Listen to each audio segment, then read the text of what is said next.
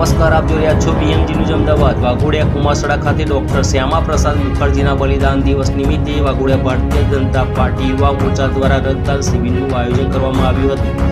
તાલુકા યુવા મોરચા પ્રમુખ પર્વભાઈ કાપડિયાના માર્ગદર્શન હેઠળ રક્તદાન શિબિરનું આયોજન કરવામાં આવ્યું હતું।